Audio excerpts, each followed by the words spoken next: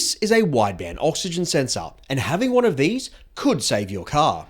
In my NA+T breakdown, I talked about how I had upped the boost from 12 pounds to 18 pounds. And while this makes the car faster and more fun, it came with a bit of a problem. Under a heavy enough load, the fuel system couldn't keep up and the engine was starting to run lean. So every time I put my foot flat to the floor, I was risking melted pistons and rods through my block. Now the obvious solution here is to just turn the boost down, but that's not really something that any car guy ever wants to hear, and it's certainly not something that I want to do. So while I came up with a way to try and squeeze more fuel out of my system, I needed a way to be able to tell if I was about to start melting my pistons. And that's where this sensor comes in. I bought myself an AEM wideband oxygen sensor, and the great thing about this particular sensor is that it is directly supported by my GoFastBits boost controller, which means I can connect the wideband sensor to my boost controller, and it will then read the air fuel mixture that the O2 sensor is sending to it,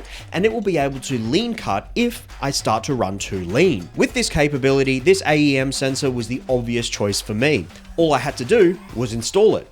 But where does a sensor go? Well, obviously in the exhaust somewhere. It's simple really. You cut a hole in the pipe, you weld a new bung in, you then put your sensor in, and hey presto, you're all done. The only problem with this plan is that I don't know how to weld. So I took my car to my friend Jared. He kinda knows how to weld. After all, he is the one building the Barra, the turbo Barra powered Hilux that's going to have true four-wheel drive, something that nobody else in Australia has managed to do with the Hiluxes yet. If he's capable of doing all the welding and fabrication for that, I'm sure he's probably capable of putting a hole inside a pipe so that I can install a new sensor. First, I needed to remove the cat from the car, and then Jared donned his safety sandals, and with the dogs on full display, he got to work cutting a new hole for my sensor.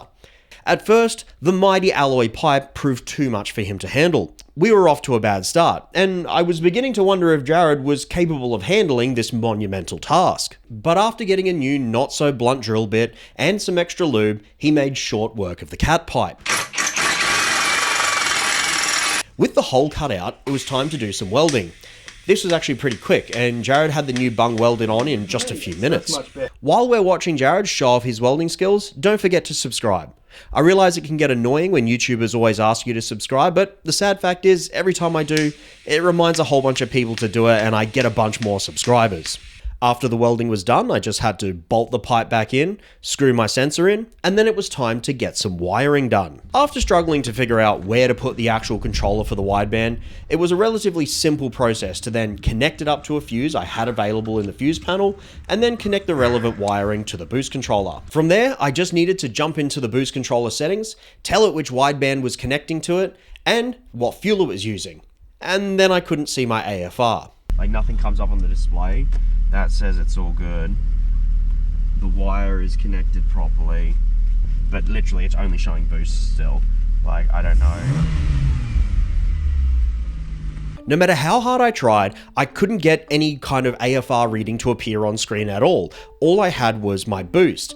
I was very confused and frustrated, and just like anyone with any moderately sized platform does when they get confused and frustrated by something, I complained about it online. This boost controller specifically supports this series of wideband controller. But as you can see, it's not displaying AFRs. I got nothing. And within the day, GoFastBits reached out to me to try and figure out what was going wrong. The email exchange that followed with GoFastBits probably shut down any chance of me ever having sponsorships with them in the future, just because of how stupid it made me look. Could you please confirm that you're holding down the menu button to toggle from boost mode to AFR mode? AFR mode? What is he talking about? Where does it say anything about... Oh. I was able to tell GoFastBits that they had indeed fixed my problem and I could now see my AFRs. So now I can see my AFRs as I drive around, and I've got automatic lean cut set so that if it gets a bit too lean, it will just cut all my boost and it'll bring things back down into a safe level. The only question now is, how am I going to squeeze more fuel out of my fuel system so that I can start running that 18 pounds that I want to run? I've already got one possible solution in mind and a very special sponsor to help me make it happen. But that's for another video. Thanks for watching, don't forget to subscribe, and I'll see you guys in the next one.